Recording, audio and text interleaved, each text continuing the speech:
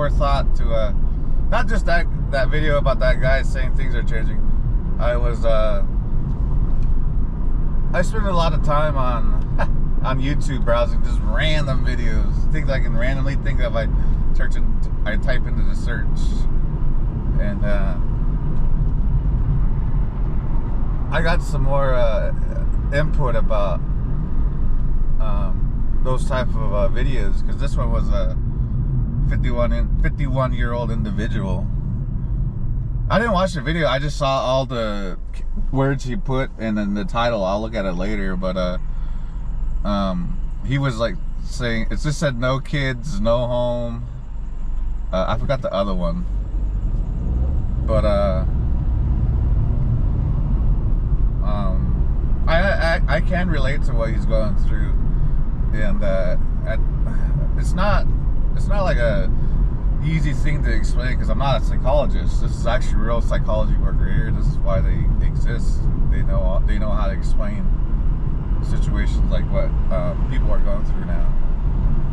And if you're wondering, I like to think about stuff like that, because I like to think I've gone through that phase of my life when I was living overseas and just wasting my money every weekend and forgetting pretty much parts of the weekend, because everyone just was too busy chugging it up. And then after some time, they all stopped chugging it up with me. So, and here I was chugging it by myself, because that's what I was used to doing, and I thought that was fun. But as I got older, well, now that I have my house, I feel very stupid about all that stuff. But the reason why I haven't really allowed the passage of, I guess the best way to explain it is the passage of time. And passage of time is obviously different for all of us, because we view that differently, which is why I keep trying to emphasize all of you are unique and all of you can do what you want. But I don't want to be one of those doting old people that likes to keep reminding you that all that time will be slipping by. But there's starting to be proof out there of that slipping time, and I don't blame these people if they're worried about time slipping, because I still dwell on the fact that I was in a situation where they were trying to say, oh, you can't buy and own a house. But through my determination and reading policies of the VA home loan, I was able to get my house. So I voiced that to them. And sometimes it was, professional. Sometimes it was just unprofessional. But I ended up getting my house. So after going through that, it reminded me of all the nonsense you had to do in the military. Because one, discipline's always there. So there you go. That discipline is now speculative, because me going to work every day, me waking up, me doing what I need to do, I think that's discipline. Versus other people who say, no, you should be doing 125, 130. Those types of people, I just start shaking my head like, when's reality going to settle in for them? Like, are they going to keep this attitude up for the whole 20 years in the military? And then that's when people get mad. Oh, you're just trying to slack. I'm like, no, I'm just trying to be real with life and like allow people to go home to their families or their hobbies. Because I used to tell people, I was like, it doesn't matter how much threatening you use, how much you threaten us, we're all still going to get paid. Unless you have a legitimate reason to submit paperwork to say, oh, they're not following policies. And then because I would just argue with people like that. And then they would just give up at their point, because, I'm just telling them that, now you're being vindictive. Because everyone was just always upset I wasn't scared of them. I was just like, dude, just come here, do your work, and go home to your wife. Dang, go make that lady happy. I know for a fact she ain't happy. Yeah, and sure enough, that first sergeant that gave me the most crap when I in my deployment unit, he cheated on his wife, like I told you in that other video. So there you go. I knew for a fact this dude's trying to hide something, and that's what he was hiding: cheating on his wife. Guilt caught up to him. That guilt turned into spite. Spite turned into vindictiveness. Yeah, that means you have an emotional problem. You really need to go to speak to a mental specialist or someone in the mental field. Anywho, so that's what I concluded from watching that video. All right, reading those captions, and then I remember that other dude's video. I didn't watch the videos fully because, like I told you, I'm trying to avoid things that are getting a little too real. Like I understand your plight, but I don't want to be reminded of things that I have worked through, or things that I have learned to not dwell over anymore. So, but that, like I said, that's what works for me, and that's how I was saying. At that point, you need to speak to someone who's a professional. So it ain't no shame in it. That's why they exist. That's why those people go into that field. This is the best way you should look at it. They're waiting for you to utilize their expertise.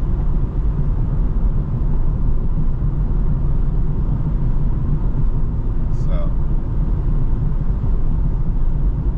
yeah, if you're in a situation like that, just learn how to communicate in I don't know, I guess like a non-approachable, positive manner. Not being too invasive. So I guess the best way for me to say I understand it is because my father doesn't live anymore. So it happened when I was young. So when that happened, it made me realize that for the rest of my life, I would have to work harder because I don't have can't call up the old man and say, hey, I'm going through this right now. Yeah, I could call my mom, but that's my mom. That's my dad's wife. So, there's a moment where you just stop. You allow your mother to be a mother. So that's what I remember him telling me. And then he died. So from that point on, I just kind of made my own formulation. But I mean, and through my experiences, I came to the realization, now I understand what that means. So,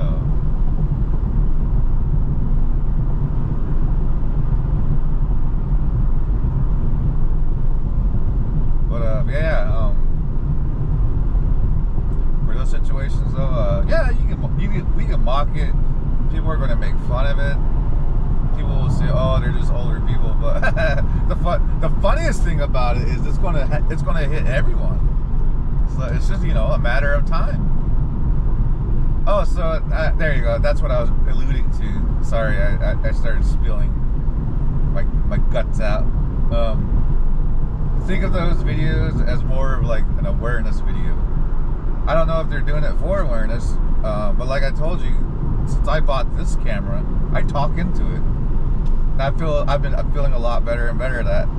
Now I just look around at stuff and I don't think about it anymore. I'm literally listening for birds now. That's what I used to do when I was stationed in Korea. So me doing that made me realize, let me try to remember what I liked doing when I left to go live in Korea. I don't have to remember the Korean memories. I just I had to remember all the enthusiasm I used to have, which isn't too hard. Just take a trip down memory lane. Hopefully it's positive. So that's what I'm saying. At this point, you need to speak to a professional because there's not just one answer for everything. All of us us have our own unique answers. So, yeah. If you see those videos and like it's starting to bum you out, no, that's a normal feeling.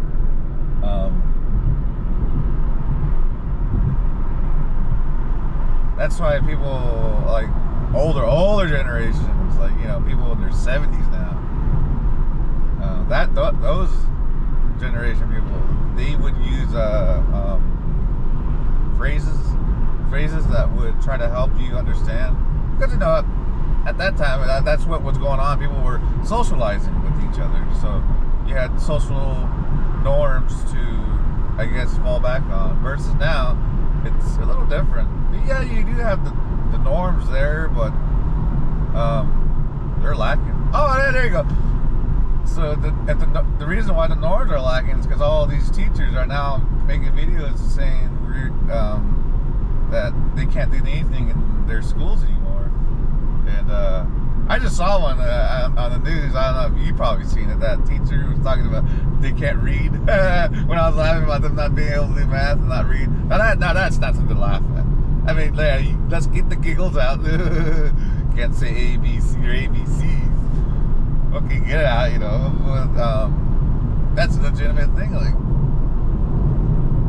I remember when students did that when I was in kindergarten. They would use fear on them. They would give them the whole shebang, the whole special at that time, special. Well, I think it is now still special education, because I've seen special education teachers posting. No, they would give them the whole experience, like a whole week of being in special education, and sometimes it worked. That really shaped them up. People would really start remembering their ABCs and counting their numbers and doing simple math. Well, kindergarten, just numbers, counting numbers. But I remember that, yeah. Yeah, because when I saw that happen to one kid, I was like, oh, wow, I better stop goofing off.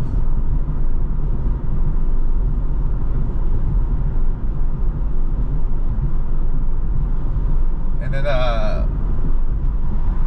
so for the teachers to be saying the students are not being, I guess the best word to use is reciprocal towards their teaching.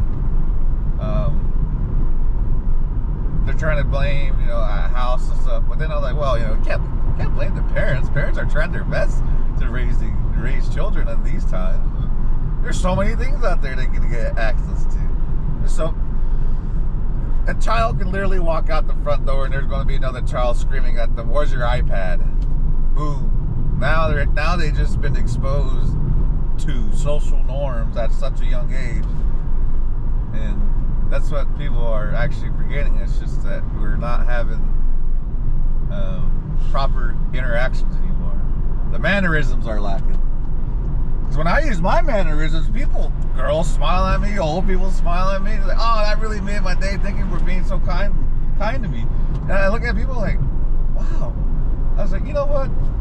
Thank you for appreciating my mannerisms. I was like, I am going to start working on it even more. So I just concluded awareness and mannerisms are not being properly taught by the right authoritative figures. Not the parents. Parents are doing their best. But there are authoritative figures out there in the community that used to interact with us school children, but they're all gone now. So that's what it is. So people are sad, and they're seeing that now. So now you're left with, what do I do with my life when so much time has passed? And I used to think about that when I used to be swimming in my bottles in Korea. Because alcohol is so cheap there. It's not their fault. It's my fault for not being more responsible. See, even that, when I see those commercials that say drink responsibly, that's when I said, you know what, I want to stop drinking, because I can be responsible, but it takes determination. And that's when I just told myself, you know what, I have to be determined to not be stupid, I'm being stupid. See, there you go. I wasn't able to understand that until I bought my house and realized, wow, all that money I wasted on popping bottles with girls, and, you know, like the song, popping bottles and with the ice like a blizzard, drinking scissored like 3-6. Well, we didn't have Percocet, but still, popping champagne bottles. Because now, when I meet younger coworkers and ask them, have you gone to nightclubs and got any VIP tables? They look at me like I'm bonkers. They said, well, why would anyone do that? That's like super expensive. And that's when I sat back and just shook my head like, you know what? I never thought of it like that. I thought I was just having fun, because that was at that time, that was kind of the thing to do. But between 2002 and 2007, it was just that, you know what, there's gaps in our eras that where there's like literally nothing going on. You really have to focus on it. Like right now, we're in a gap. So if you look at Hollywood, they're producing I don't know, just stuff you just want to, after 5 minutes, just want to get up and leave, and like, no, you can keep my money. I know you need to stay in business, but I'm not gonna watch this content anymore. Yeah, I wanted, because when I was in Korea, the whole time I was there, I noticed that there was a gap. But when I came back here, the gap was filled with like fashion and friends and showing off how much you can do stuff on the internet. But now that's all on the wayside. So now people are just trying to get a grasp of what to do. Like I told you, my realizations after I bought my house, I've been stupid in my house long enough, I realized I need to be working nonstop. So that's why I keep making all these videos. This is me literally working every day and making these videos, because I take breaks and it helps me relax before I have to, you know, sit here and see the road for 4 hours. And I don't know how police do it, man. I thought I was an expert, man. It's starting to freaking build. It's starting to weigh on me. Yeah, so to conclude, right now, a lot of people are experiencing a gap. I guess the best way to say it is a gap in time. Nothing going on, no real social hype. Everyone's staying where they need to be. We just got done with a horrific event. Because, you know, after 9/11, the feelings lingered for a very long time. So, and COVID hit. So yeah, here you go. Yeah, the gap. Yeah, it's hitting. So if you're wondering why stuff isn't the way it's supposed to be, no, you're absolutely right. Because like I said, now the realization is settling in, and what used to be your left and your right is no longer there, and it's either empty space or people you don't know, and they're not willing to know you. So it's the best way to explain it. It's the best way I feel at times. But like I said, I remind myself I got a house and I got a purpose now, because I got to keep the house for the pets, because I can't go anywhere with all those pets. So thus, there's my encouragement after getting over all my little sad stories and stuff. Anywho, I'll talk to y'all later.